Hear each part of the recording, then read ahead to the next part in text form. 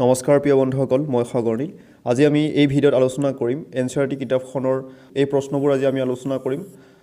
Basic প্ৰশ্নবোৰ আমি লৈছোঁ, লগতে খুব ধুনীয়া ধুনীয়া প্ৰশ্ন আছে, এমচিকিউ লৈছোঁ আমি। তাৰ মানে কি এই 2 নম্বৰ চেপ্টাৰটোৰ পৰাই আমি প্ৰশ্নবোৰ লৈছোঁ। দেখা পাইছে আপোনালোকে খুব ধুনীয়া ধুনীয়া প্ৰশ্ন আছে। এই প্ৰশ্নবোৰ আমি সমাধান কৰিম। য'ত নেকি 2019 চনৰ অসম স্বাস্থ্য বিভাগৰ পৰীক্ষাত হুবহু আহিছিলে, দুটামান প্ৰশ্ন আহিছিলে, একজেক্ট প্ৰশ্ন আহিছিলে এনচিইআৰটি গণিতৰ এনচিইআৰটি কিতাপখনৰ পৰা 2 নম্বৰ চেপ্টাৰটোৰ পৰা হুবহু প্ৰশ্ন আহিছিলে। কোনটো প্ৰশ্ন আহিছিলে মই আপোনালোকক সবিশেষ জনাম আৰু আমি প্ৰশ্নবোৰ সমাধান কৰিবলৈ চেষ্টা কৰিম।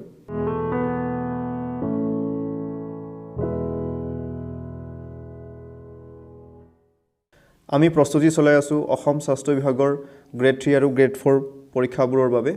লগতে আমি প্ৰস্তুতি চলাই আছোঁ আসাম কমন এক্সাম, যিটো অসমত কম্বাইন এক্সাম হ'বলৈ গৈ আছে, আৰু অসম টেট, আৰু আমি আসাম পুলিচৰ কাৰণে প্ৰস্তুতি চলাই আছোঁ। আসাম পুলিচ AB UB আৰু সাব ইন্সপেক্টৰ আপোনালোকে চাই থাকিব। যিসকলৰ এনেধৰণৰ সমস্যা সমাধান কৰাত কোনো সমস্যা নাথাকে, তাৰ মানে কি ক'ব বিচাৰিছোঁ, এই সমস্যাবোৰক যদি আপুনি ভালকৈ যদি সমাধান কৰিব পাৰিছে বা কনচেপ্ট যদি ক্লিয়াৰ আছে, তেন্তে আপুনি ডাইৰেক্ট 22 মিনিটৰ পৰা চাব পাৰে। 22 মিনিটৰ পৰা আপুনি চাব পাৰে। MCQবোৰ 22 মিনিটৰ পৰা আৰম্ভ হৈছে, চ' আপুনি স্কিপ কৰিও চাব পাৰে। এই প্ৰশ্নবোৰ আপোনালোকে দেখা পাইছে। প্ৰথমে আমি এই বেসিক প্ৰশ্নবোৰ সমাধান কৰিবলৈ চেষ্টা কৰিম। এনেকুৱা নহয় যে এনেধৰণৰ প্ৰশ্ন পৰীক্ষাবোৰত নাহে, তেনেকুৱা নহয়। এনেধৰণৰ প্ৰশ্ন আহে, বেসিকৰ পৰা আহে প্ৰশ্ন। পৰীক্ষাত বেসিকৰ পৰাও প্ৰশ্ন থাকিব আৰু এডভান্স লেভেলৰ পৰাও প্ৰশ্ন থাকিব। চ' আপোনালোকে বেসিকৰ পৰা এডভান্স লেভেললৈকে প্ৰস্তুতি কৰাটো খুব দৰকাৰ হয়, আৰু কনচেপ্ট মষ্ট ইম্পৰ্টেণ্ট হয়। কনচেপ্টটো ক্লিয়াৰ হোৱাটো খুব দৰকাৰ। চ' আমি কনচেপ্ট হোৱা আলোচনা কৰিবলৈ চেষ্টা কৰিম। ইয়াতে কি কৈছে, ছল্ভ দ্য ফলোয়িং কুৱেশ্যনছ। এই কুৱেশ্যনবোৰ ছল্ভ কৰিব কৈছে। ইয়াতে দেখা পাইছে আপোনালোকে, চাওক, x - 2 = 7। তাৰ মানে কি, আপুনি কাৰ মান উলিয়াব লাগে, এই এক্সৰ মান উলিয়াব লাগে, হয়নে? কাৰ মান উলিয়াব লাগে, এক্সৰ মান উলিয়াব লাগে। ইমপ্লাইজ এক্সৰ মান এতিয়া উলিয়াব, এক্সৰ মান উলিয়াব। চ' এক্সটোক আপুনি ছেপাৰেট কৰক। তাৰ মানে মই কি কৈছোঁ, এক্সটোক আপুনি ছেপাৰেট কৰক। এক্সটোক ছেপাৰেট কৰিলে x ইকুৱেল হ'ব, ইয়াতে ৰাইট ছাইডত কি আছে, সমান চিনৰ ৰাইট ছাইডত কি আছে, 7 আছে। এতিয়া চাওক, -2টো ক'ত আছিলে, সমান চিনৰ বাওঁফালে আছিলে। সমান চিনৰ বাওঁফালে আছিলে, সোঁফালে নিয়ক। যদি সোঁফালে নিয়া হয়, তেতিয়া কি হ'ব, -2 প্লাছ হ'ব। কি হ'ব,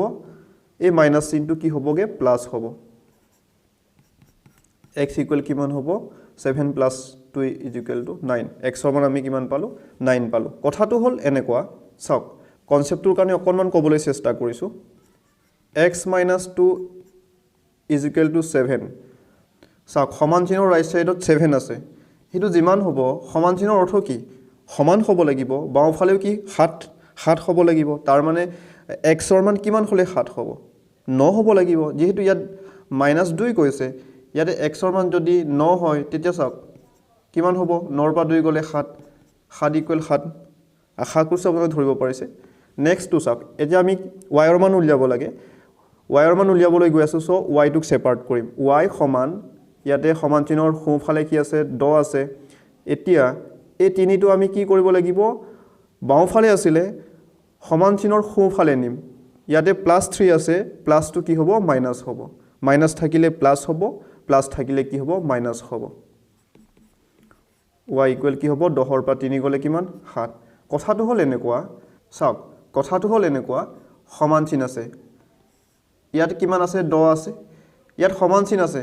ইয়াতো কিমান হ'ব, 10 থাকিব লাগিব, তেতিয়াই সমান চিনটো বাচি থাকিব, হয়নে? তাৰ মানে ইয়াত কি আছে, y + 3। y 3ৰ লগত, ইয়াত 3ৰ মান দিয়াই আছে, 3ৰ লগত ইয়াতে 3 এটা আছেই, 3ৰ লগত কিমান যোগ কৰিলে 10 হ'ব। যিহেতু ইয়াতো 10 হ'ব লাগিব, তাৰ মানে কি ইয়াতে 3 এটা আছে, ইয়াতে ৱাইৰ মান 7 হ'ব লাগিব, হয়নে? তেতিয়া এই দুটা যোগ কৰিলে কিমান পাম, 10 পাম। আশা কৰিছোঁ আপোনালোকে ধৰিব পাৰিছে। আমি একদম বেছিকৰ পৰা এডভান্স লেভেললৈকে যাম। চ' আপোনালোকে চাই থাকিব। এতিয়া আমি 3 নম্বৰ সমস্যাটো সমাধান কৰিম। ইয়াতে কি আছে, জেটৰ মান উলিয়াব লাগে। ইয়াতে কি আছে, চাওক, 6 ইকুৱেল কি আছে, z + 2, হয়নে? এতিয়া ডাইৰেক্ট আপুনি ক'ব পাৰিব, ইয়াতে সমান চিনৰ বাওঁফালে কিমান আছে, 6 আছে। তেনেহ'লে ইয়াতো 6 হ'ব লাগিব। আপুনি এতিয়া কওক, ইয়াত 2 এটা আছেই, ইয়াত 2 এটা আছে 2ৰ লগত কিমান যোগ কৰিলে 6 হ'ব জেটৰ মান অবিয়াসলি কি হ'ব লাগিব 4 হ'ব লাগিব হয়নে ডাইৰেক্ট আমি ক'ব পাৰো জেটৰ মান কি হ'ব 4 হ'ব তেতিয়াহে 2 আৰু 4 যোগ কৰিলে 6 হ'ব বা আপুনি কেনেকৈ সমাধান কৰিব চাওক জেটটো আমি সেপাৰেট কৰিম সো এই 2টো আমি ইয়ালৈ আনিম লেফট সাইডলৈ আনিলে কি হ'ব +2 হ'ব -2 সমান জেট ইমপ্লাইজ 6 ৰ পৰা 2 গলে কিমান 4 দেখিছে নে z ইকুৱেল আমি কিমান পালো 4 বা আপুনি এনেকৈ লিখিব পাৰে z ইকুৱেল 4 একেই কথা 4 নম্বৰ প্ৰশ্ন সমাধান কৰিম x ৰ মান আমি উলিয়াব লাগে হয়নে x টো আমি সেপাৰেট কৰিম ডাইৰেক্ট কৰিছো x ইকুৱেল কি হ'ব সমান চিনৰ ৰাইট সাইডত কি আছে 17 বাই কি আছে 7 আছে আৰু এতিয়া আমি কি কৰিম এটো চাওক 3/7 ইয়াৰ আগত একো চিন নাই মানে কি প্লাস এটা আছে হয়নে ইয়াক আমি ৰাইট সাইডলৈ আনিলে কি হ'ব +2 মাইনাস হ'ব -3/7 এটা আমি সমাধান কৰিম চাওক এটো ভগ্নাংশত আছে হিটো ভগ্নাংশত আছে তলত 7 মিলি আছে কমন আহিলে 7 এটা কমন আহিলে 7 মিলি আছে সো এটা আমি কমন ললো ওপৰত 17 এটো মাইনাস চিন আছে -3 x ইকুৱেল কি হ'ব 17 ৰ পৰা 3 মাইনাস কৰিলে কিমান হ'ব 14/7 14ক 7 এৰে হৰণ কৰিলে কিমান হ'ব 7 দুগুণ কিমান 14 সো এনসাৰ কি হ'ব 2 বা আপুনি এনেকেও কৰিব পাৰে চাওক 14/7 তাৰ মানে কথাটো হ'ল 14ক আপুনি 7 পূৰণ 2 এনেকেও ভাঙিব নোৱাৰে নে নিশ্চয় পাৰে বা তলত 7 আছে তলে ওপৰে যদি মিলি থাকে তেতিয়া আমি কেনসেল কৰিব পাৰো হয়নে ইয়াতে ওপৰত কি থাকিলে 2 আৰু কেতিয়া কেনসেল কৰিব পাৰো ইয়াত পূৰণ চিন থাকিব লাগিব তেতিয়াহে আপুনি কেনসেল কৰিব পাৰিব এইটো কথা মনত ৰাখিব সাপোজ 7+2/7 এনেকে থাকিলে আপুনি কেনসেল কৰিব নোৱাৰে কিন্তু আগে আপুনি যোগ কৰি ল'ব লাগিব পূৰণ থাকিলেহে আপুনি তলে ওপৰে মিলি থাকিলে কেনসেল কৰিব পাৰে এইটো কথা আপোনালোকে মনত ৰাখিব এতিয়া আমি 5 নম্বৰটো সলভ কৰিম ইয়াতে 6x আছে হয়নে 6x ইকুৱেল কিমান আছে 12 ইয়াত এটা কথা মন কৰক সমান চিন আছে ইয়াত 12 আছে তেনেহলে ইয়াটো 12 হ'ব লাগিব 6 ৰ লগত কি পূৰণ হৈছে x পূৰণ হৈছে 6 ৰ লগত কিমান পূৰণ কৰিলে 12 হ'ব 2 x ৰ মান কি হ'ব লাগিব 2 হ'ব লাগিব হয়নে বা আপোনালোকে গাণিতিকভাৱে কেনেকৈ সমাধান কৰিব ইয়াতে x আছে ইয়াতে চাওক 6x আছে তাৰ মানে x ৰ লগত 6 পূৰণ হৈ আছে x টো আমি সেপাৰেট কৰিব লাগিব যদি পূৰণ হৈ থাকিলে কি হ'ব সোঁফালে গলে সদায় হৰত থাকিব হিটো কথা আপোনালোকে মনত ৰাখিব এই 6 টো কত যাব তললৈ গুচি যাব আৰু ৰাইট সাইডত থকা সমান চিনৰ ৰাইট সাইডত থকা সংখ্যাটো ওপৰত গুচি যাব হয়নে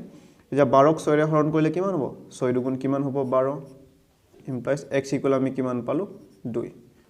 এতিয়া আমি কি উলিয়াব লাগে t মান উলিয়াব লাগে t/5 ইকুৱেল কিমান আছে 10 আছে হয়নে t ৰ মান কিমান হ'ব লাগিব যেটো 5 ৰে হৰণ কৰিলে 10 হ'ব এই t ৰ মান কিমান হ'ব লাগিব 5 দুগুণ কিমান 50 তাৰ মানে t ৰ মান যদি 50 হয় তেতিয়া 50ক 5 ৰে হৰণ কৰিলে আমি 10 নেপাম কেনে আশা কৰিছো আপোনালোকে ধৰি পৰিছে বা গাণিতিকভাৱে আপোনালোকে কেনেকৈ সলভ কৰিব এটো কি হ'ব বৰ্জ্য পূৰণ হ'ব 10ৰ তলত 1 এটা আছে যিকোনো সংখ্যাৰ তলতে 1 এটা থাকে প্ৰয়োজন সাপেক্ষে আমি এটো ল'ব পাৰো সাপোজ 5 সংখ্যাটোৰ তলত 1 এটা থাকিব 5 এটা লিখি 5ৰ তলতো 1 এটা আছে তাৰ মানে কি 5ক 1 ৰে হৰণ কৰিলো 5 হয় প্ৰয়োজন সাপেক্ষে আমি 1 টো ল'ব পাৰো এটা t আৰু 1 ইনটু কৰিলে কি হ'ব t হ'ব হয়নে 5 আৰু কি পূৰণ হ'ব 10 পূৰণ হ'ব 5 দুগুণ কিমান হ'ব 50 ডাইৰেক্ট কৰিছো t ইকুৱেল আমি কিমান পালো 50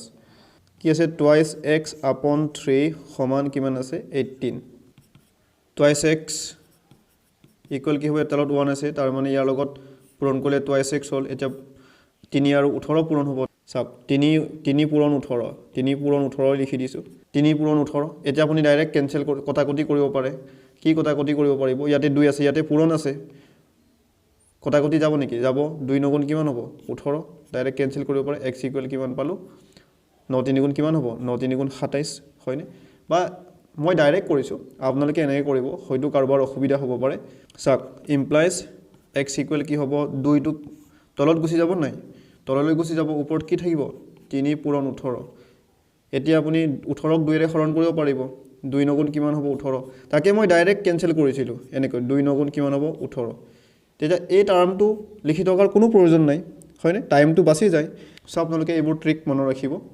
ইমপ্লাইজ x ইকুৱেল আমি কিমান পালোঁ 9 3 গুণ 27 পালোঁ এটা নেক্সট প্ৰশ্নটো আমি সমাধান কৰিবলৈ চেষ্টা কৰিছোঁ ইয়াতে কি আছে 1.6 ইকুৱেল কি আছে y আপন 1.5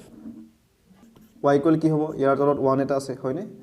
তাৰ মানে y লগত 1 পূৰণ কৰিলে কিমান হ'ব y হ'ব এটোটা পূৰণ হ'ব 1.6 into 1.5 চাওক পইণ্ট আছে পইণ্টটো নাই বুলি আপুনি ধৰি লওক ডাইৰেক্ট পূৰণ কৰক 16 আৰু 15 পূৰণ কৰক 16 আৰু 15 পূৰণ কৰিলে কিমান হ'ব ডাইৰেক্ট পূৰণ কৰকচোন 6 15 কিমান 90 90 আৰু 9 কৰিলে 1 15 কিমান 1 15 15 লগত 9 যোগ কৰিলে কিমান হ'ব 24 হয়নে কিমানটা দশমিক চাওক এটা দশমিকটো চাওক এটাৰ আগত দশমিক আছিল আৰু ইয়াতো এটাৰ আগত দশমিক আছিল তাৰ মানে এটা দুটাৰ আগত দশমিকটো থাকিব সো ৰাইট সাইডৰ পৰা আপুনি হিসাব কৰিব লাগিব 1 2 দুটাৰ আগত দশমিক দিয়ক এনসাৰ কিমান পালো 2.4 বা 2.40 দিব পাৰে কোনো কথা নাই এই জিৰ'ৰ নো কি ভ্যালু আছে সো এনসাৰ কি হ'ব 2.4 9 নম্বৰ প্ৰশ্নটো আপোনালোকলৈ ৰাখিলো আপোনালোকে কমেন্ট কৰি জনাব 9 নম্বৰ প্ৰশ্নটোৰ উত্তৰ 10 নম্বৰ প্ৰশ্নটোলৈ আহিছো 10 নম্বৰ প্ৰশ্নটো কি কৈছে চাওক 14y - 8 = 13 আছে হয়নে ইমপ্লাইজ এতিয়া আমি কাৰ মান উলিয়াব লাগে y ৰ মান উলিয়াব লাগে হয়নে সো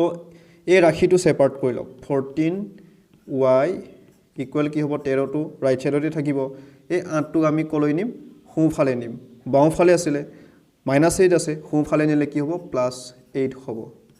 y = কিমান হ'ব 14 টো তলত গুচি যাব ওপৰত কি থাকিলে তাৰ মানে 13 আৰু 8 যোগ কৰিলে কিমান হ'ব 21 14 আৰু 21 কটাকটি কৰিব পাৰিম নিশ্চয় পাৰিম আমি কেনেকৈ কাটিম চাওক ইয়াতে 7 কমন আছে তাৰ মানে 7 3 গুণ 21 7 2 গুণ 14 আমি 7 টো কাটি দিলো কি বাছি থাকিলে 2 7 2 গুণ 14 আৰু 7 3 গুণ কিমান হ'ব 21 হয়নে সো ইয়াৰ এনসাৰ কি হ'ব 3/2 হয়তো কাৰোবাৰ অসুবিধা হ'ব পাৰে মই কেনেকৈ কাটিলো চাওক হয়তো কাৰোবাৰ অসুবিধা হ'ব পাৰে 7 3 গুণ 21 7 2 গুণ কিমান 14 ইয়াতে তলে ওপৰে মিলি আছে 7 7 কেনসেল যাব পূৰণ আছে হয়নে তলে ওপৰে মিলি থাকিলে আমি কেনসেল কৰিব পাৰো হেতু কথা অলৰেডি আপোনালোকে গম পাইছে সমান y = কি হ'ব চাওক 3/2 এইটো কি ভগ্নাংশ অপ্ৰকৃত ভগ্নাংশ হৰটো যদি এই তলত থকা সংখ্যাটো যদি সৰু হয় তাৰ মানে হৰটো যদি লবতকৈ সৰু হয় তেতিয়া আমি এই ভগ্নাংশটো কি ভগ্নাংশ বুলি কওঁ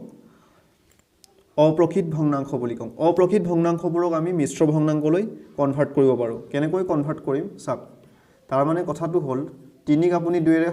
হৰণ কৰিব লাগিব এটোটো হৰণ চিন হয়নে কিমান বাৰ যাব একবাৰ যাব 2 1 গুণ 2 কিমান বাৰ গল একবাৰ গল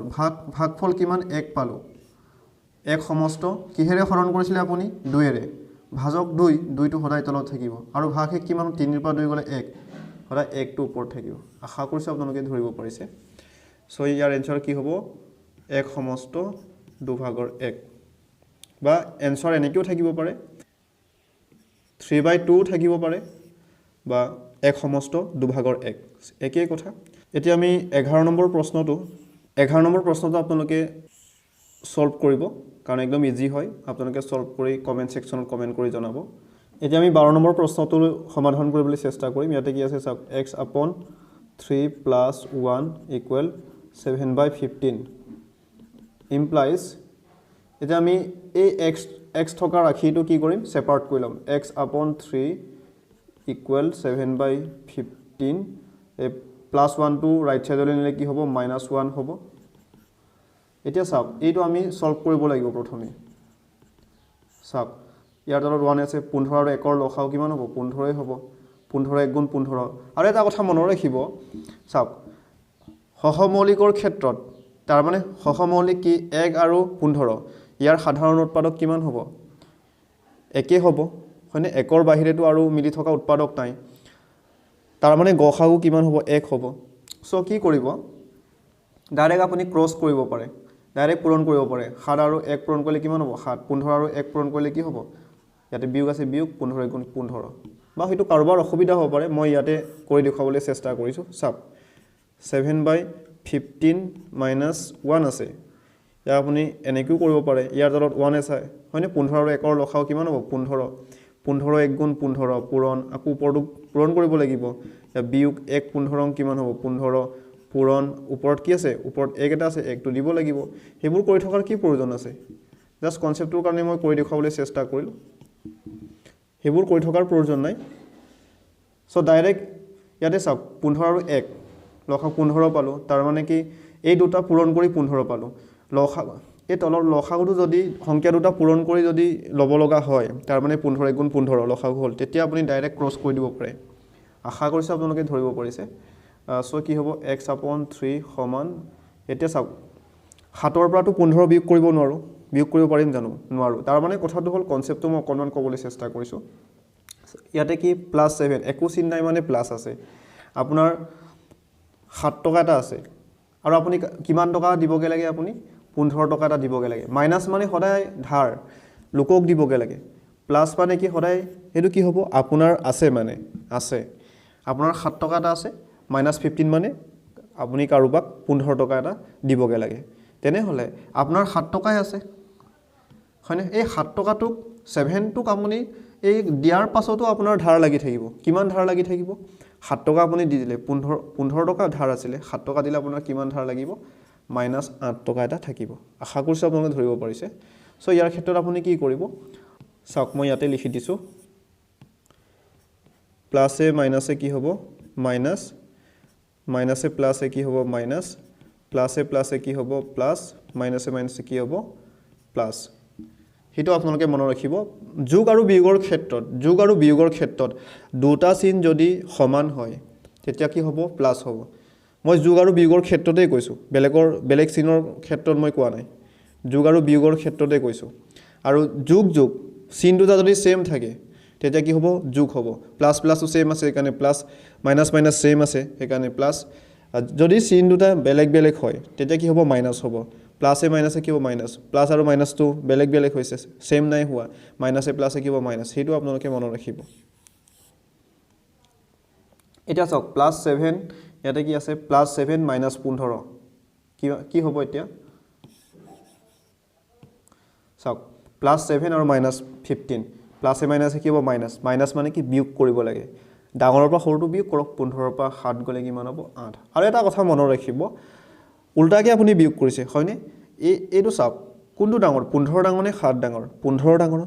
ডাঙৰৰ আগত যেটো সিম্বল থাকিব যেটো চিন থাকে এই চিনটোৱে আপুনি দিব লাগিব 15 আগত বিয়োগ আছে সো বিয়োগটো আপুনি বিয়োগ ফলত দিব লাগিব হেতু কথা মনত ৰাখিব এতিয়া বৰ্জ্য পূৰণ হ'ব হেতু ভগ্নাংশত আছে হেতু সমান আৰু ভগ্নাংশত আছে এনেকৈ থাকিলে আমি তলে ওপৰে পূৰণ কৰিব লাগিব মানে বৰ্জ্য পূৰণ বুলি কয় x আৰু 15 পূৰণ কৰিলে আমি কিমান পাম 15x পাম সমান 3 আৰু 8 পূৰণ হ'ব 8 আৰু 3 পূৰণ কৰিলে 8 3 গুণ 24 বা -8 * 3 এনেকৈ লিখক কোনো কথা নাই x = -8 * 3 upon 15 আপন কি হ'ব 15 এটা 3 আৰু 15 কটাকটি যাব নিশ্চয় যাব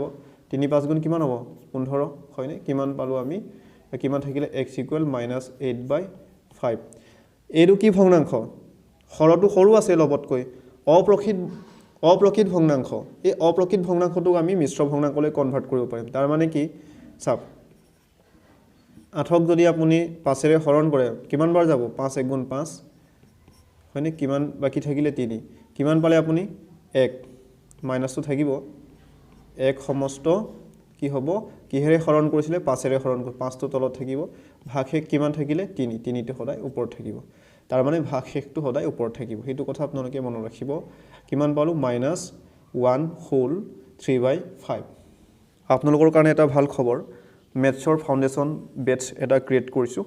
আপোনালোকে এই বেটছত জয়েন কৰি ল'ব পাৰে ইচ্ছা থাকিলে লাষ্ট ডেট 13 মাৰ্চ আমি মূল্য 500 টকা এটা ৰাখিছো এক্সট্ৰা বেনিফিট ইয়াত কি আছে ফ্ৰী পিডিএফ পাব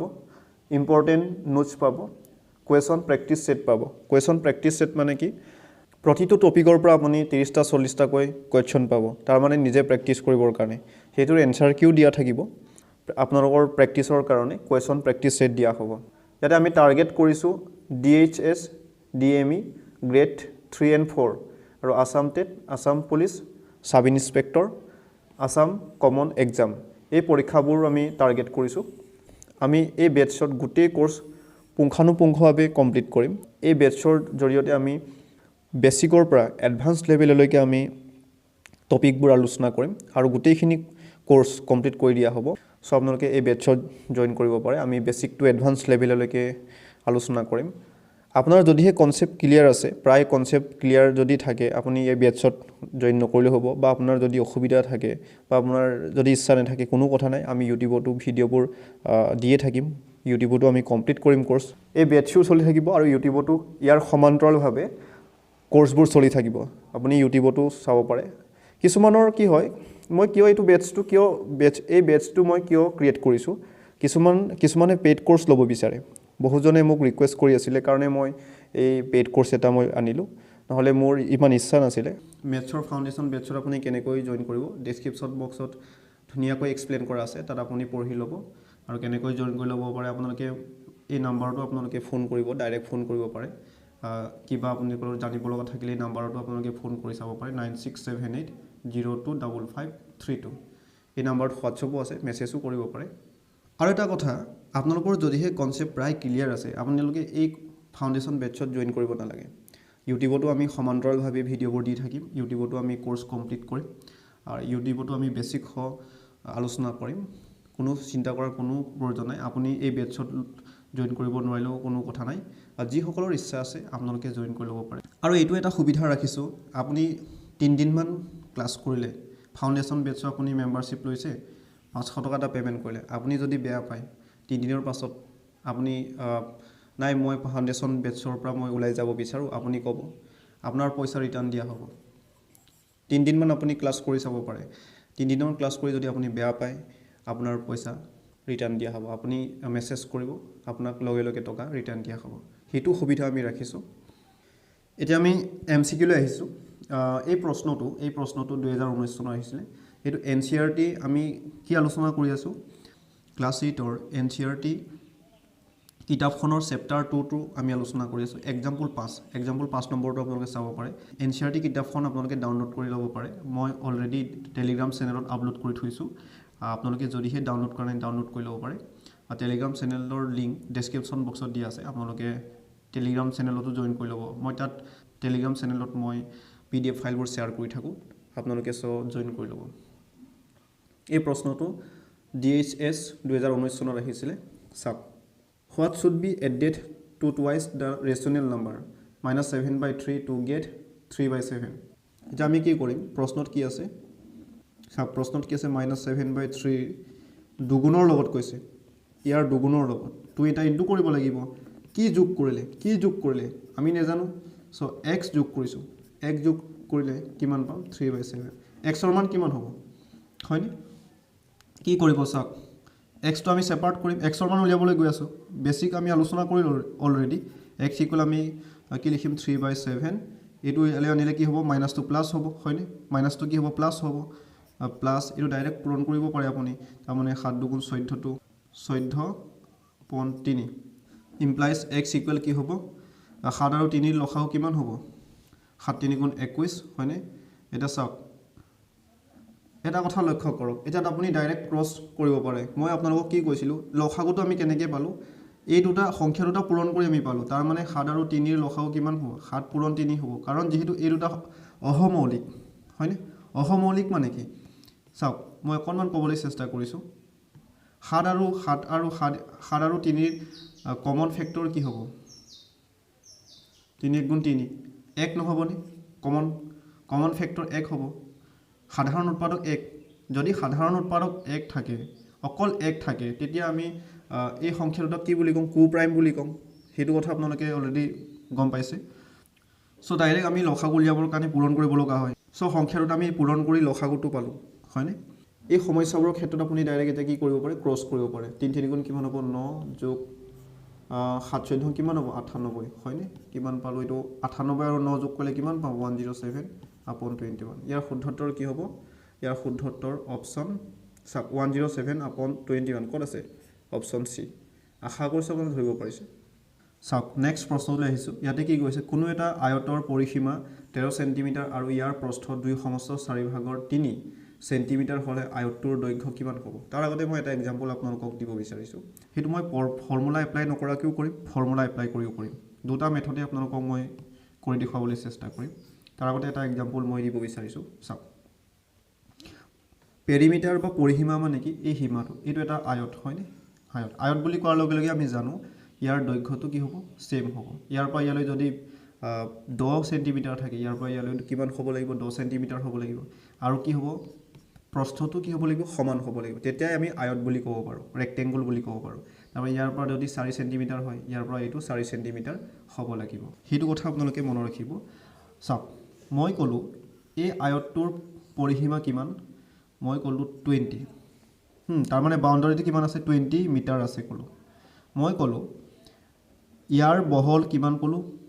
বহল মই ক'লো 4 ক'লো 4 মিটাৰ তেনেহ'লে আপোনালোকে এটা কথা লক্ষ্য কৰক এইটো কিমান হ'ব 4 হ'বনে 4 নহ'বনে মই আপোনালোকক সুধিছোঁ লেং কিমান হ'ব তাৰ মানে দৈৰ্ঘ্য কিমান হ'ব প্ৰস্থটো মই আপোনালোকক কৈ দিলোঁ প্ৰস্থ 4 হ'লে আপোনালোকে গম পালে যে এইটো প্ৰস্থ এইটো 4 সো এইটো 4 হ'ব তাৰ মানে এই দুটা কিমান হ'ল 8 হ'ল 4 যোগ 4 কিন্তু এইটো আৰু এইটো 8 হ'ল এতিয়া এইটো আৰু এইটো কিমান হ'ব লাগিব টোটেল পৰিসীমাটো কিমান দিয়া আছে পেৰিমিটাৰ ইকুৱেল কিমান দিয়া আছে 20 আছে হয়নে 20 আছে সো 20 ৰ পৰা আপুনি এইটো আৰু এইটো বিয়োগ কৰিলে হৈ গ'ল 20 ৰ পৰা 8 বিয়োগ কৰিলে কিমান পাব 12 হ'ব আপুনি পেৰিমিটাৰৰ পৰা বিয়োগ কৰিলে তাৰ 20 ৰ পৰা যদি আপুনি 8 বিয়োগ কৰে কিমান পাব 12 পাব তাৰ মানে আমি গম পালো যে এইটো আৰু এইটো মিলি কিমান হ'ব 12 হ'ব আৰু এটা কথা জানো ইয়াৰ পৰা এইটোলৈ যিমান ডিসটেন্স হ'ব যিমান ইয়াৰ পৰা ইয়ালৈ যিমান হ'ব এইটোটো সমান হ'ব 12ক দুভাগ কৰিব লাগিব হয়নে তাৰ মানে কিমান হ'ব 6 হ'ব এইটো কিমান হ'ব 6 হ'ব এটা চাওক 6 6 12 ইয়াৰে 4 4 8 টোটেল কিমান হ'লকে 20 হ'লকে আশা কৰিছোঁ আপোনালোকে ধৰিব পাৰিছে বা আপোনালোকে ফৰ্মুলাত কৰিলে কেনেকৈ কৰিব পেৰিমিটাৰ ইকুৱেল আমি সূত্ৰটো জানো 2 * l + b মানে ব্ৰেড পেৰিমিটাৰ কিমান দিয়া আছিলে 20 দিয়া আছিলে 20 = 2 পূৰণ হয়নে ইয়াতে l কিমান l ৰ মান নেজানো কিন্তু প্ৰস্থ কিমান দিয়া আছিলে 4 দিয়া আছিলে এনেকৈ কৰিব 20 = টুৱাইস l হ'ল প্লাস আকৌ 2 ৰ লগত 4 পূৰণ কৰিলে 2 4 গুণ কিমান হ'ব 8 হ'ব এটা l থকাটো আপুনি সেপাৰেট কৰিব হয়নে এই 8 টো ইয়ালে আহিলে কি হ'ব -8 হ'ব সমান টুৱাইস l এনেকৈ নকৰিবনে আপুনি চাওক 12 সমান টুৱাইস l হ'ল l ৰ লগত 2 পূৰণ হৈ আছে হয়নে সো 2 টো ইফালে আহিব 2 6 গুণ কিমান হ'ব 12 হয়নে l ইকুৱেল আমি কিমান পালো 6 পালো আমি তো 6 এ পাইছিলো কিন্তু কিছুমান অংক আমি কনসেপ্টৰ দ্বাৰা কৰিব লাগে তেতিয়া ইজি হয় কিছুমান আমি ফৰ্মুলাৰ দ্বাৰা কৰিব লাগিব সো আপুনি কিন্তু প্ৰথমে কনসেপ্টটো ক্লিয়াৰ কৰাটো খুব দৰকাৰ সো এটো আমি কেনেকৈ কৰিম চাওক ফৰ্মুলা এপ্লাই কৰিও কৰিম ফৰ্মুলা এপ্লাই নকৰাকৈও কৰিম ইয়াতে কি আছে প্ৰশ্নত কি আছে চাওক কোন এটা আয়তৰ পৰিসীমা কিমান আছে কোন এটা আয়তৰ পৰিসীমা 13 আছে 13 সেন্টিমিটাৰ দিয়া আছে তাৰ মানে 13 সেন্টিমিটাৰ দিয়া আছে এই গুটিখিনি পৰিসীমা কিমান দিয়া আছে 13 সেন্টিমিটাৰ ইয়াৰে কি কৈছে বহল কিমান দিয়া আছে বহলটো এই বহল কিমান দিয়া আছে এৰ বহল ব্ৰেড ইকুৱেল দিয়া আছে 2 সমস্ত 4/3 চাওক 2 সমস্ত 4/3 আমি অপ্ৰকৃত ভগ্নাংশলৈ কনভাৰ্ট কৰিব পাৰিম কেনেকৈ পাৰিম চাওক 4 টো আমি লিখি ললো তাৰপিছত এইটো আৰু এইটো পূৰণ কৰিব লাগে 4 দুগুণ কিমান হ'ব 8 আৰু ওপৰটো যোগ কৰিব লাগে 4 দুগুণ 8 8 ৰ লগত 3 যোগ কৰিলে কিমান হ'ব 11 হয়নে তাৰ মানে 2 সমস্ত 4/3 আমি অপ্ৰকৃত ভগ্নাংশলৈ কনভাৰ্ট কৰিলে কি পাম 11/4 পাম চাওক বহল এটো প্ৰস্থ কিমান দিয়া আছে প্ৰস্থ কিমান দিয়া আছে 11/4 দিয়া আছে এতিয়া আমি l ৰ মান উলিয়াব লাগে দৈৰ্ঘ্যৰ মান উলিয়াব লাগে কেনেকৈ কৰিম চাওক আমি জানো এইটো আৰু এইটো সমান তাৰ মানে কি ইয়াৰ পৰা এইটো 11/4 আছে এইটো 11/4 হ'ব তাৰ মানে 11/4 দুটা হ'ব সো আমি কি কৰিম ডাইৰেক্ট 2 * 11/4 হয়নে ইয়াক কটাকটি কৰক তলে পৰে কেনসেল গল 2 দুগুণ 4 কিমান পালো 11/2 তাৰ মানে এইটো আৰু এইটো যোগ কৰি আমি কিমান পালো 11/2 পালো মানে 11/2 তাৰ লগত আকৌ এটা আমি কাৰ মান উলিয়াবলৈ গৈ আছো এইটো l হয়নে এইটো l মানে ইয়াৰ মান উলিয়াবলৈ গৈ আছো সো টোটেলৰ পৰা এইটো বিয়োগ কৰি দিম সো কি কৰিম তাৰ মানে কথাটো হ'ল এই গুটেইখিনি 13 আছে 13 ৰ পৰা আমি কি বিয়োগ কৰিম 13 ৰ পৰা এইটোৰ মানটো বিয়োগ কৰি দিম তাৰ মানে এই দুটাৰ দৈৰ্ঘ্যটো কিমান আছে 11/2 আছে চ' 11/2 টো আমি বিয়োগ কৰি দিম 11/2 বিয়োগ কৰিম তেতিয়া আমি কি এই মানটো পাম হয়নে বিয়োগ কৰি দিয়ক চাওক ইয়াত 1 আছে 1 আৰু 2 2 গুণ 2 পূৰণ কৰি আমি লসাগুটো পাইছোঁ ইয়াৰ ক্ষেত্ৰত আপোনালোকে ডাইৰেক্ট ক্ৰছ কৰিব পাৰে পূৰণ কৰিব পাৰে 2 তেৰং কিমান হ'ব 26 বিয়োগ 11 11 11 11 হয়নে কিমান হ'ব 5 15/2 পালোঁ 15 কিমান পালোঁ 2 15/2 পালোঁ এতিয়া চাওক এই 15/2 টো কাৰ মান 15/2 টো কাৰ মান ইয়াৰ আৰু ইয়াৰ মান এই দুটাৰে মান কিন্তু আমি এটা দৈৰ্ঘ্যৰে মান উলিয়াব লাগে আমি এটাৰ দৈৰ্ঘ্যৰ মানেই ওলাব লাগে ইয়াতটো এইটোতো দুটা দৈৰ্ঘ্যৰ মান হয়নে তাৰমানে আমি জানো দৈৰ্ঘ্য দুটাটো সমান চ' ইয়াক দুভাগ কৰিলে হৈ গ'ল তাৰমানে ইয়াৰ আধা ল'লেই হ'ব আধা ল'লে মানে কি ইয়াৰ লগত হাফ ইনটু কৰক এতিয়া কিমান হ'ব 15/2 দুগুণ কিমান হ'ব 4 ইয়াৰ শুদ্ধত্তৰ কি হ'ব 15/4 এইটো অপ্ৰকৃত ভগ্নাংক মিশ্ৰ ভগ্নাংকত প্ৰকাশ কৰিলে কি হ'ব কিমান বাৰৰ পাব 4 দুগুণ 8 4 3 গুণ 12 তিনিবাৰ যাব আমি 4ৰে হৰণ কৰি 4টো তলত থাকিব ওপৰত কি থাকিব 3 তাৰ মানে কথাটো হ'ল 15ক আপুনি যদি 4ৰে হৰণ কৰে 4 3 গুণ কিমান হ'ব 12 হয়নে 3 বাকি থাকিলে ভাগফল কিমান পালো 3 পালো কিহেৰে হৰণ কৰিছিলো 4ৰে 4টো তলত থাকিব ভাগহে কিমান হ'ল 3 সমস্ত 4 ভাগৰ 3 ইয়াৰ শুদ্ধত্তৰ কি হ'ব 3 হ'ল 3/4 ইয়াৰ শুদ্ধত্তৰ হ'ব অপচন এ আশা কৰিছোঁ আপোনালোকে ধৰিব পাৰিছে আপোনালোকে এইটো 30 ছেকেণ্ডত কৰি উলিয়াব পাৰে নেভাবিব যে এইটো বহুত সময় লাগিছে বহুত সময় নহয় মই আপোনালোকক বুজাইছোঁ কাৰণেই বহুত সময় প্ৰয়োজন হৈছে আপোনালোকে এক্সামত ডাইৰেক্ট কেনেকৈ কৰিব যেতিয়া আপোনালোকে প্ৰেক্টিছ কৰিব তেতিয়া আপোনালোকে 30 ছেকেণ্ডৰ ভিতৰত সেইটো সমস্যা সমাধান কৰিবলৈ সক্ষম হ'ব কেনেকৈ চাওক কোনো এটা আয়তৰ পৰিসীমা 13 দিয়া আছে ইয়াৰ প্ৰস্থ এইটো দিয়া আছে তেনেহ'লে আমি ডাইৰেক্ট কি কৰিব পাৰোঁ প্ৰস্থ দিয়া আছে প্ৰস্থটো কি দিয়া আছে চাওক তেতিয়া আপুনি প্ৰস্থৰ লগত প্ৰস্থটো কি দিয়া আছে 2 4 গুণ 8 9 10 11 এইটো প্ৰস্থ দুটা হ'ব হয়নে তো ডাইৰেক্ট কেনচেল কৰিলে এইটো তাৰপিছত কি কৰিলে আপুনি 13ৰ পৰা ডাইৰেক্ট এইটো বিয়োগ কৰিলে কিমান হ'ব চাওক 2 তেৰং 26 মাইনাছ 11 হয়নে কিমান পালে 15/2 পালে এই 15/2 এতিয়া আপুনি আধা ল'ব লাগিব যেটো এল মান দুগুণ কিমান হ'ল 15/4 ইমানে সময় প্ৰয়োজন হ'ব চাওক কিমান সময় প্ৰয়োজন হৈছে মই আপোনালোকক বুজাইছোঁ কাৰণে বহুত সময় প্ৰয়োজন হৈছে কিন্তু আপোনালোকে যেতিয়া কৰিব 30 ছেকেণ্ডৰ ভিতৰত সমাধান কৰিবলৈ সক্ষম হ'ব চাওক এতিয়া আমি ফৰ্মুলাৰে কৰিম কেনেকৈ কৰিম ডাইৰেক্ট লিখি দিছোঁ পৰিসীমা তাৰ মানে আয়তৰ পৰিসীমা ইকুৱেল কিমান হ'ব 2 ইনটু দৈৰ্ঘ্য যোগ প্ৰস্থ চাওক ইয়াকে আমি ইংলিছত কেনেকৈ লিখোঁ পৰিসীমা মানে পেৰিমিটাৰক পিৰে আমি ৰিপ্ৰেজেণ্ট কৰিছোঁ আৰু 2 ইনটু দৈৰ্ঘ্য মানে লেং এল প্লাছ প্ৰস্থ মানে ব্ৰেড বি হয়নে পৰিসীমা কিমান দিয়া আছে 13 দিয়া আছে আৰু বহল কিমান দিয়া আছে চাওক পৰিসীমা আমি 13 লিখিলোঁ সমান 2 ইনটু এলৰ মান আমি নাজানো চাওক প্ৰস্থ কিমান দিয়া আছে ব্ৰেড দিয়া আছে 2 সমস্ত 4 ভাগৰ 3 দিয়া আছে অপ্ৰকৃত ভগ্নাংকলৈ কনভাৰ্ট কৰিলে কি হ'ব 4 দুগুণ 8 ওপৰটো যোগ কৰিব লাগিব 8 3 কিমান হ'ব 11 হয়নে কিমান পালোঁ আমি এইটো অলৰেডি কৰিছোঁই তাৰ মানে ইয়াত আমি কি দিব পাৰিম 11/4 এইটো পূৰণ হ'ব টুৱাইচ এল প্লাছ এইটো পূৰণ হ'ব কিমান হ'ব চাওক 2 পূৰণ 11/4 মানে কেনচেল নাযাবনে এনেকৈ 2 দুগুণ 4 কিমান থাকিলে 11/2 থাকিলে হয়নে চ' আপুনি এইটো আৰু এইটো পূৰণ কৰিলে কি হ'ব 11/2 ইমপ্লাইজ এলৰ মান ছেপাৰেট কৰিব লাগে 13 এই পাৰ্টটো আমি ইয়ালৈ আনিব লাগে এই ৰাশিটোক আমি বাওঁফালে আনিব লাগে প্লাছ আছে মাইনাছ হ'ব মাইনাছ 11/2 সমান কি থাকিব টুৱাইচ এল চাওক এইটো সলভ কৰিব লাগে 2 চাওক ইয়াতে কি আছে 1 আছে 2 গুণ 2 হয়নে এইটো পূৰণ কৰি পিনে আমি লসাগুটো পালোঁ চ' ইয়াৰ ক্ষেত্ৰত ডাইৰেক্ট ক্ৰছ কৰিব পাৰে 2 তেৰং 26 বিয়োগ আছে বিয়োগ 11 11 হয়নে সমান টুৱাইচ এল ইমপ্লাইজ 11 পৰা 26ৰ পৰা 11 বিয়োগ কৰিলে কিমান হ'ব 15/2 সমান টুৱাইচ এল। চাওক এইটো ইয়ালৈ গৈছে, এনেকৈও আমি ডাইৰেক্ট কৰিব পাৰোঁ। 2 দুগুণ কিমান হ'ব 4, তাৰ মানে ইয়াক আমি ইয়ালৈ আনিলোঁ, হয়নে? কি কৰিলোঁ, কথাটো হ'ল এনেকুৱা, এই 2টোক কাটি দিলোঁ, ইয়ালৈ আনি দিলোঁ, হয়নে? কিমান হ'ব 15/4 = L। তাৰমানে কথাটো হ'ল এনেকুৱা, হয়তো কাৰোবাৰ অসুবিধা হ'ব পাৰে বুজাত, ইয়াতো মই কৰি দিছোঁ বা এইটো প্ৰথমে কৰি দিছোঁ। চ' চাওক এতিয়া আমি 15ক 4ৰে হৰণ কৰিব পাৰিম।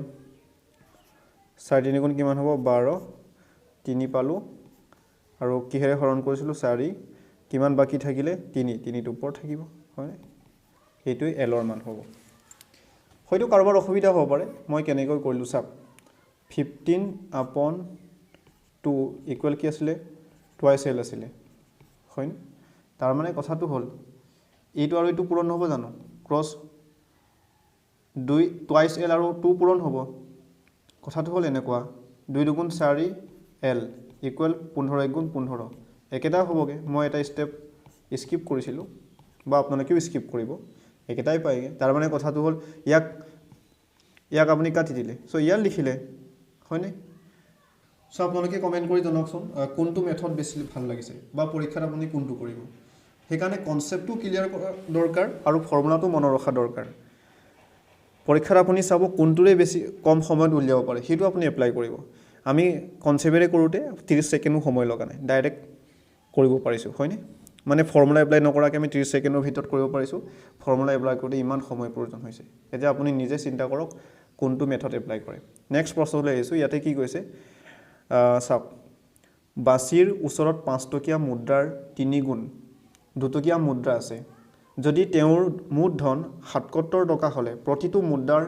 সংখ্যা কিমান হ'ব? প্ৰতিটো মুদ্ৰাৰ সংখ্যা উলিয়াব লাগে। চাওক আপুনি কেনেকৈ কৰিব, ধৰি লৈছোঁ 5 টকীয়া মুদ্ৰা কিমানটা আছে, এক্সট্ৰা আছে, তেনেহ'লে 2 টকীয়া মুদ্ৰা কিমান হ'ব? 3 গুণ কৈছে 3x হ'ব। চাওক এইটো পূৰণ যদি কৰোঁ 5x হ'ব, তাৰমানে এইটো যদি পূৰণ কৰোঁ কিমান হ'ব? 2 3 গুণ 6x হ'ব। টোটেল কিমান মুদ্ৰা হ'ব? 11x মুদ্ৰা হ'ব। ইয়াৰ ইকুৱেল কিমান টকা আছে বুলি কৈছে? মুঠ 77। এক্সৰ মান আমি পাই গ'লোঁ। এইটো চাওক 7 11 কিমান 7 কৰোঁ, এক্সৰ মান আমি কিমান পালোঁ? 7 পালোঁ। তেনেহ'লে 5 টকীয়া মুদ্ৰা কেইটা আছিলে? 7টা আছিলে। আৰু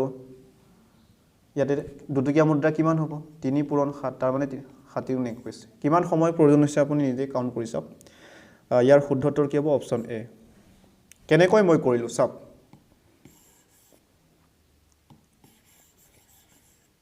ইয়াতে কি কৈছে, বাছিৰ ওচৰত 5 টকীয়া মুদ্ৰা আৰু 2 টকীয়া মুদ্ৰা আছে। দুটা কেইটকা আছে? 5 টকীয়া মুদ্ৰা আৰু 2 টকীয়া মুদ্ৰা আছে। ধৰা হ'ল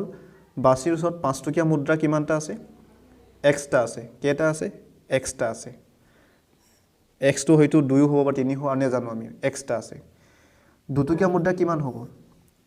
যিহেতু ইয়াত কি কৈছে 5 টকীয়া মুদ্ৰাৰ 3 গুণ 2 টকীয়া মুদ্ৰা আছে কৈছে, তেনেহ'লে এক্সৰ লগত 3 পূৰণ কৰিব লাগিব।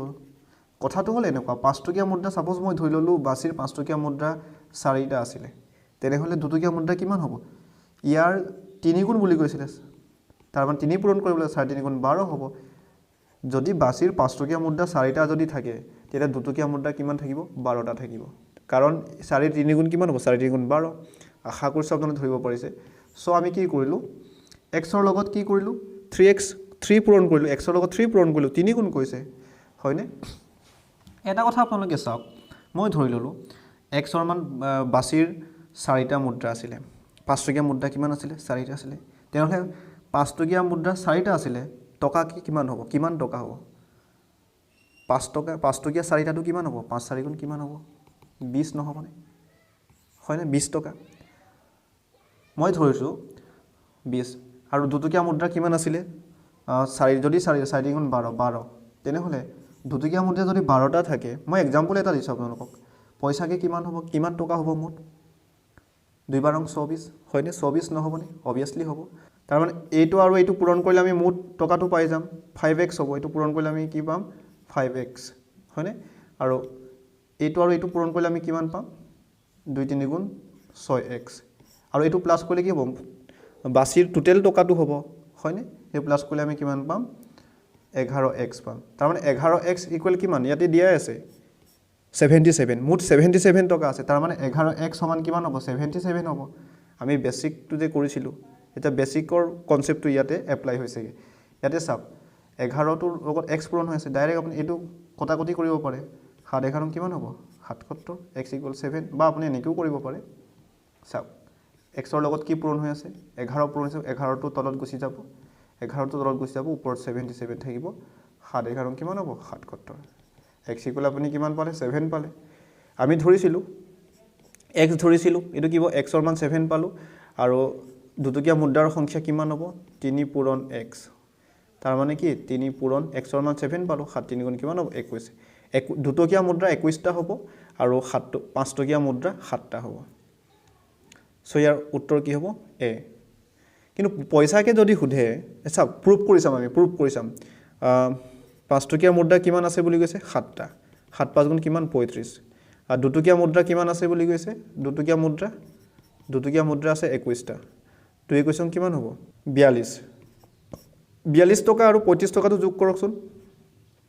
দেখিছেনে 77 ওলাইছেনে আমাৰ অংক কৰাটো পাৰফেক্ট হৈছে তাৰ মানে 5 টকীয়া মুদ্ৰা মুঠ 35 টকা হ'ব আৰু দুটকীয়া মুদ্ৰা কিমান হ'ব 42 টকা হ'ব 35 আৰু 42 টকাটোক যদি সোধা হ'লে কিন্তু এনসাৰ এইটো হ'লেহেঁতেন কিন্তু এইটো এনসাৰ নহয় প্ৰশ্নত কি কৈছে মুদ্ৰাৰ সংখ্যা সুধিছে হয়নে মুদ্ৰাৰ সংখ্যাহে সুধিছে সো এনসাৰ কি হ'ব এটো হ'ব কেতিয়াবা প্ৰশ্নত এই 5 টকীয়া কিমান টকা হ'ব আৰু দুটকীয়া মুদ্ৰা কিমান টকা হ'ব টকা যদি সুধে তেতিয়া কিন্তু 35 আৰু 42 হ'ব সেইটো কথা আপোনালোকে মনত ৰাখিব আশা কৰিছো আপোনালোকে ধৰিব পাৰিছে নেক্সট প্ৰশ্নলৈ আহিছো দেখা পাইছে ইয়াতে কি কৈছে 11 ৰ তিনিটা ক্ৰমিক গুণিতক যোগফল 363 হলে সংখ্যা কেইটা হ'ব ইয়াতে কি কৈছে 11 ৰ তিনিটা ক্ৰমিক গুণিতক কৈছে 11 ৰ গুণিতকবোৰ কি হ'ব 11 কে 11 2 11 22 3 11 33 4 11 44 5 11 55 হয়নে এনেকৈ গৈ থাকিব তিনিটা ক্ৰমিক গুণিতক বুলি আছে তিনিটা ক্ৰমিক এইকেইটা হৈছে 11 ৰ গুণিতক ক্ৰমিক মানে আৰু এনেকৈ ক্ৰমিক হ'ব লাগিব 22 33 44 এইকেইটা ক্ৰমিক ক্ৰমান্বয়ে গৈছে হয়নে ক্ৰম অনুসৰি গৈ আছে মই যদি লং সাপোজ মই লৈছো 11 এটা লৈছো তাৰ পিছত 33 এটা লৈছো আকৌ 44 এটা লৈছো এনেকৈ ললে ক্ৰমিক নহব কাৰণ ক্ৰম অনুযায়ী যোৱা নাই ক্ৰমিক বুলি কৈছে হয়নে ক্ৰমিক তিনটা গুণিতক যোগ কৰিলে কিমান হয় বুলি কৈছে 363 হয় বুলি কৈছে 360 হয় আমি এটুকে লৈ চালো নে কনসেপ্টৰ কাৰণে অকনমান আলোচনা কৰিছো এই তিনটা যোগ কৰিলে আমি 360 পাম জানো মানে 363 পাম জানো নে পাম হয়নে কেনেকৈ কৰিম কেনেকৈ উলিয়াব আপুনি চাওক প্ৰথম গুণিতকটো হৈছে 11x ধৰিছো নেক্সটটো কি হ'ব প্ৰথমটো মই লৈছো 11x নেক্সটটো কি হ'ব 11 পূৰণ x + 1 তাৰ মানে 11 ৰ মান মই ধৰিছো যদি 3 হয় হয়নে 3 11 কিমান হ'ব 33 নেক্সটটো কি হ'ব 4 11 হ'ব 4 11 44 তেতিয়া চাওক 11 পূৰণ x ৰ মান কিমান আমি ধৰিছো 3 ধৰিছিলো হয়নে 3 + 1 তাৰ মানে কিমান হ'ব এটো 11 পূৰণ এটো 4 নহব কেনে নেক্সট আমি কি ধৰিম চাওক নেক্সট আমি কি ধৰিম 11 পূৰণ x + 2 হয়নে x ৰ মান 3 x ইয়াতে ধৰিছো আমি এক্সাম্পল এটা লৈছো x ৰ মান 3 হলে এটো 3 + 2 তাৰ মানে এটো কিমান হ'বগে 11 পূৰণ 5 হ'বগে তেনেহলে চাওক 3 11 4 11 5 11 এনেকৈ ক্ৰমিককে নেযাবনে কিন্তু x ৰ মান এতিয়ালৈকে আমি নেজানো কি হয় আমি এটো কৰি উলিয়াম একেটা যোগ কৰিলে কিমান পাম বুলি কৈছে একেটা যোগ কৰিলে কিমান পাম কৈছে 363 এটা সলভ কৰিম চাওক সলভ কৰিম 11x প্লাস এটো পূৰণ কৰিলে কি হ'ব 11x প্লাস এটো 11 লগত 1 পূৰণ কৰিলে কি হ'ব 11 লগত x পূৰণ কৰিলে কি হ'ব 11x যোগ 2 11 কিমান হ'ব 22 সমান 363 11x তিনটা কিমান হ'ব 33x হল যোগ 11 আৰু এটো হয়নে যোগ কৰিলে আমি কিমান পাম 22 আৰু 11 যোগ কৰিলে আমি কিমান পাম 33 পাম হয়নে কিমান পালো 33 সমান 363 এতিয়া ইয়াক আমি সেপাৰেট কৰিম 33 টোক এ কাটি দিছো ডাইৰেক্ট ইয়ালৈ আনিছো প্লাস টো কি হ'ব মাইনাস হ'ব হয়নে যে x = আমি কিমান পাম চাওক 363 ৰ পৰা 33 বিয়োগ কৰিলে কিমান হ'ব ইয়াতে ডাইৰেক্ট কৰিছো 0 আসৰ পৰা 3 গলে 3 এই 3 তো কেনসেল কৰিছো ইয়াৰ ঠাইত আমি কি লিখিব 330 লিখিব পাৰিম হয়নে তাৰ মানে ইয়াত কি থাকিব 330 আপন ইয়াত কি থাকিলে x ৰ লগত কি পূৰণ হৈ আছে 33 পূৰণ হৈ আছে 33 তলত থাকিব এটা কটাকটি যাব 33 লগত 1 পূৰণ কৰিলে 33 কেনচেল যাব, শূন্য এটা আছে শূন্য, তাৰ মানে 330ক 33 হৰণ কৰিলে আমি 10 পাম। x ইকুৱেল আমি কিমান পালোঁ 10 পালোঁ। আশা কৰিছোঁ আপোনালোকে ধৰিব পাৰিছে। এতিয়া কি হ'ব, সংখ্যাকেইটা আমি এইকেইটা সংখ্যাকেইটা আছিলে, এই সংখ্যা তিনিটা আছিলে হয়নে। এতিয়া 11 লগত xৰ মান পালোঁ, xৰ মান 10 পালোঁ। 11 লগত চাওক মই ইয়াতে কৰি দিছোঁ, ইয়াত কৰিছোঁ 11 পূৰণ x মানে কি 10 হ'ব, কিমান হ'ব 10 11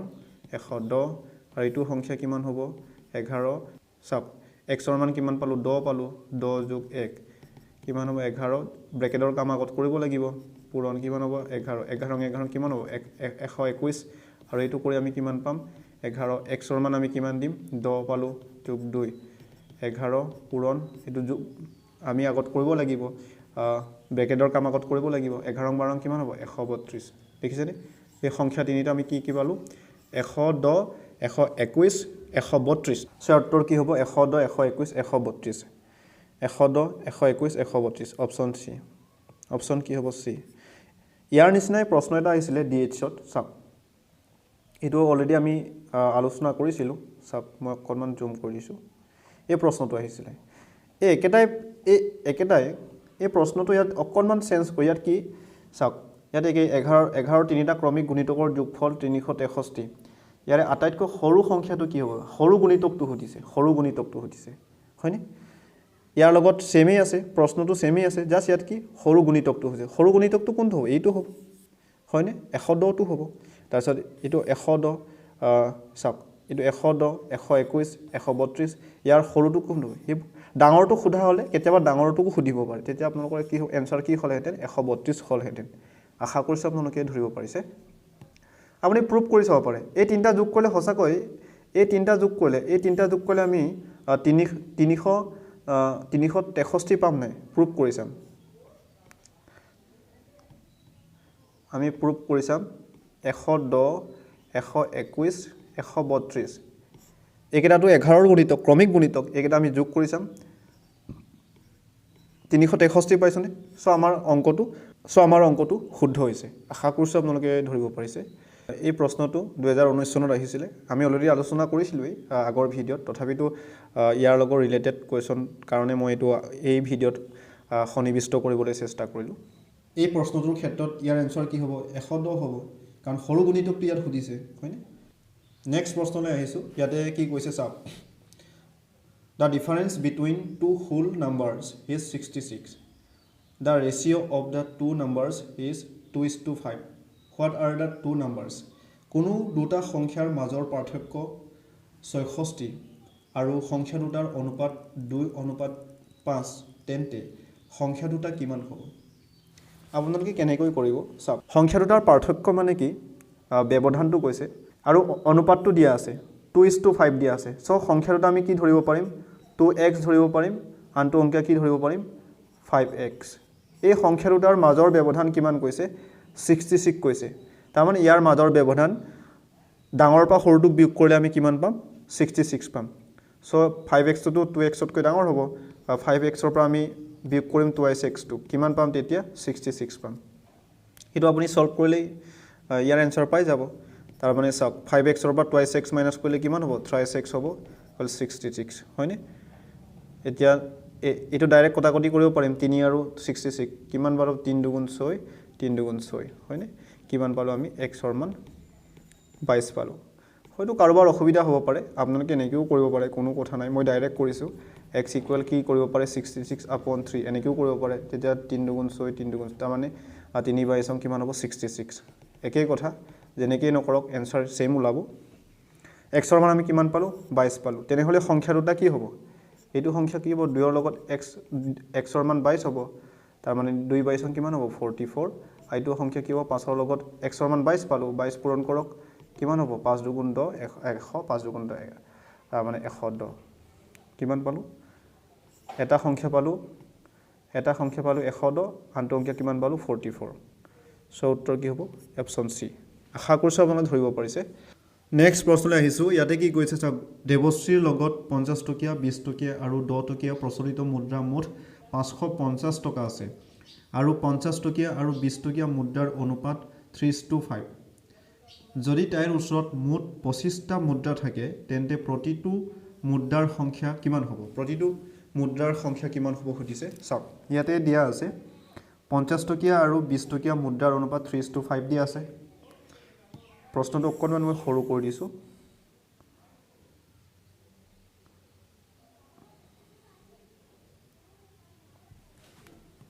চাওক কি দিয়া আছে 50 টকীয়া আৰু 20 টকীয়া মুদ্ৰাৰ অনুপাত 3:5 দিয়া আছে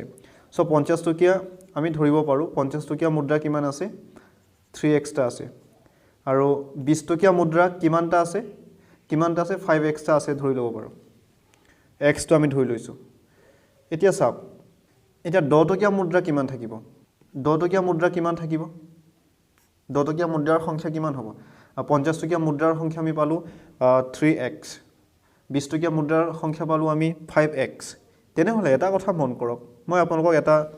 এক্সাম্পল দিব বিচাৰিছো আপোনাৰ 2 টকীয়া মুদ্ৰা কিমানটা আছে 4টা আছে 4টা আছে আপোনাৰ টোটাল 20টা মুদ্ৰা আছে কিমানটা মুদ্ৰা আছে 20টা মুদ্ৰা আছে 2 টকীয়া 4টা মুদ্ৰা আছে 5 টকীয়া মুদ্ৰা কিমান আছে আপোনাৰ 5 টকীয়া মুদ্ৰা আছে মই ধৰিছো আপোনাৰ 5 টকীয়া মুদ্ৰা 7টা আছে কিমানটা আছে 7টা আৰু আপোনাৰ কেই টকীয়া মুদ্ৰা আছে 1 টকীয়া মুদ্ৰা আছে হয়নে 1 টকীয়া মুদ্ৰা আছে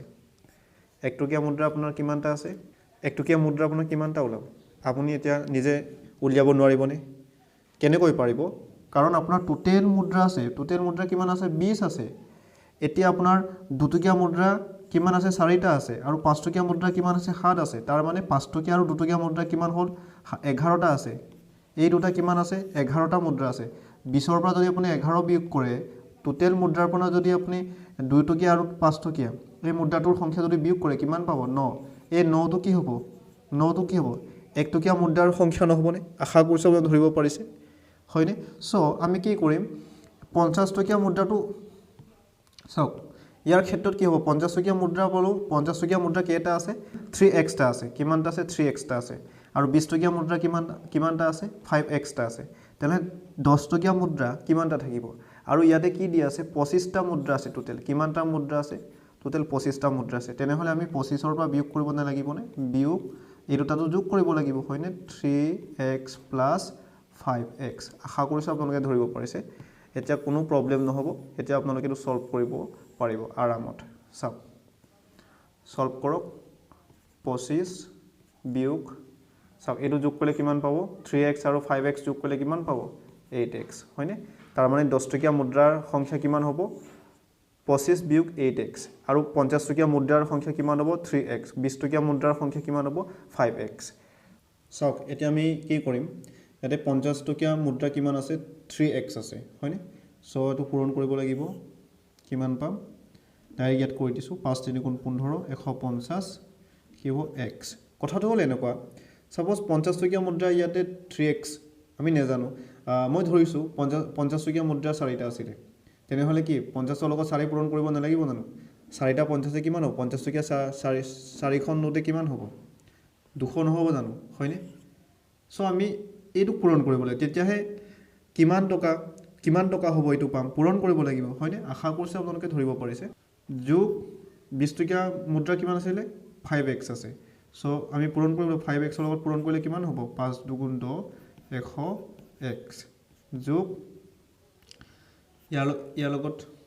এটো পূৰণ কৰিব লাগিব হয়নে চাওক ইয়াতে মই কৰি দিছো হয়তো কাৰোবাৰ অসুবিধা হ'ব পাৰে 25 বিয়োগ 8x কেনেকৈ হ'ব 10 ৰ লগত 250 পূৰণ 10 ৰ লগত 25 পূৰণ কৰিলে কি হ'ব 25 গুণ 25 শূন্য এটা দিয়ক বিয়োগ কিমান হ'ব 80x হয়নে কিমান পালো 250 - 80x হয়নে ইমান পালো এই তিনটা যোগ কৰিলে আমি কিমান পাম কাৰণ এই তিনটা যোগ কৰিলে আমি কিমান পাম মুঠ ধন কিমান দি আছে 590 দি আছে কিমান দি আছে 590 কিমান পাম 590 পাম হয়নে ইয়াৰ পৰা আমি এতিয়া অংকটো উলিয়াব পাৰিম x ৰ মানটো উলিয়াই ল'ব পাৰিম 150x একেটা যোগ কৰক কিমান হ'ব 150 কিমান হ'ল 250x এইটো কৰি যোগ কৰিলো বিয়োগ 80x সমান 590 আৰু ইয়াক আমি কি কৰিম ৰাইট সাইডলৈ নিম তেতিয়া কি হ'ব মাইনাস প্লাস টু কি হ'ব মাইনাস হ'ব 250 ইমপ্লাইজ 250 পৰা 80 বিয়োগ কৰিলে কিমান হ'ব 0 পৰা 0 গ'লে 0 15 পৰা 8 গ'লে 7 ইয়াত 1 থাকিল 170x ইকুৱেল চাপ 590 পৰা 250 বিয়োগ কৰিলে কিমান হ'ব 0 পৰা 0 গ'লে 0 আৰু 4 2 পৰা 5 পৰা 2 গ'লে কিমান 3 340 ইমপ্লাইজ x ইকুৱেল আমি কি পালো 340 আপন 170 0 কেনসেল গ'ল 2 উত্তৰং কিমান হ'ব 34 x ৰ মান আমি কিমান পালো 2 পালো হয় x ৰ মান আমি 2 পালো এই প্ৰশ্নত কি কৈছে প্ৰতিটো মুদ্ৰাৰ সংখ্যা কিমান হ'ব কৈছে প্ৰতিটো মুদ্ৰাৰ সংখ্যা এইটো 50 টকীয়া মুদ্ৰাৰ সংখ্যা কিমান হ'ব x ৰ মান আমি 2 পালো 3 পূৰণ 2 কিমান হ'ব 3 2 গুণ 6 50 টকীয়া মুদ্ৰাৰ সংখ্যা কিমান হ'ব 6টা 50 টকীয়া মুদ্ৰাৰ সংখ্যা কিমান হ'ব 6 হ'ব 20 টকীয়া মুদ্ৰাৰ সংখ্যা কিমান হ'ব 5 পূৰণ x ৰ মান 2 হ'ব 5 2 গুণ 10 10 তো কি হ'ব 20 টকীয়া মুদ্ৰাৰ সংখ্যা 20 টকীয়া মুদ্ৰা কেইখন আছে 20 টকীয়া মুদ্ৰা কেইখন আছে 10খন আছে 10 টকীয়া মুদ্ৰাৰ সংখ্যা কিমান হ'ব ইয়াৰ আমি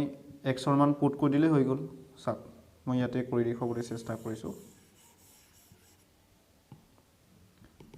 25 বিয়োগ 8 ইনটু x ৰ মান কিমান হ'ব 2 হয়নে সমান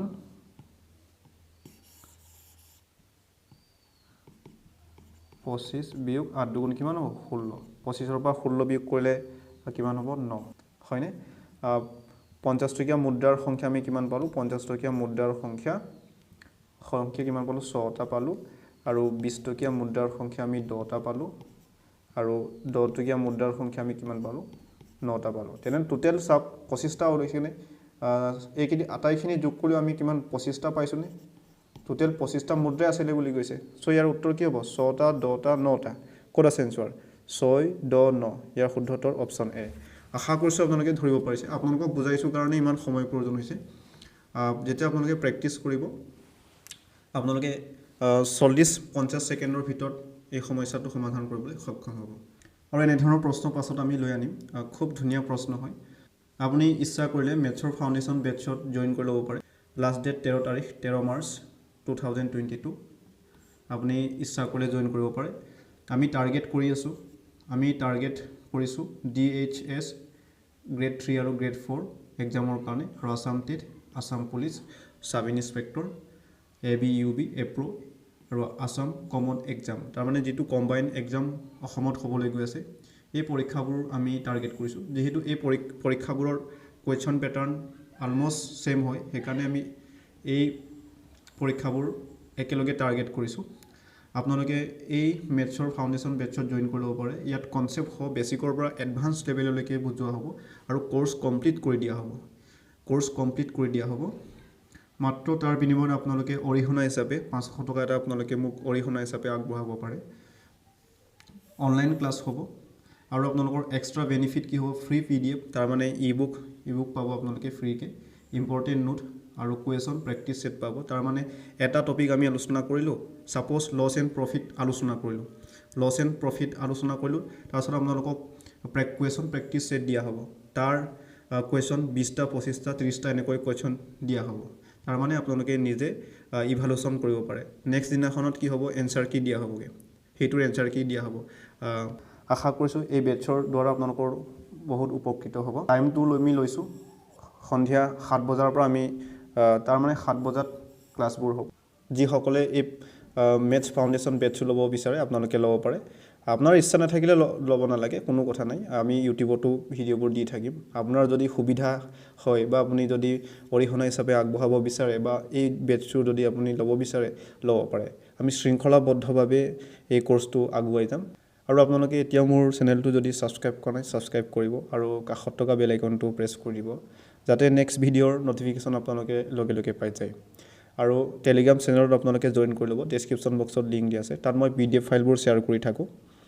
আৰু আপোনালোকে শেষলৈকে ভিডিঅ'টো চাই থাকিলে তাৰ কাৰণে আপোনালোকলৈও অশেষ ধন্যবাদ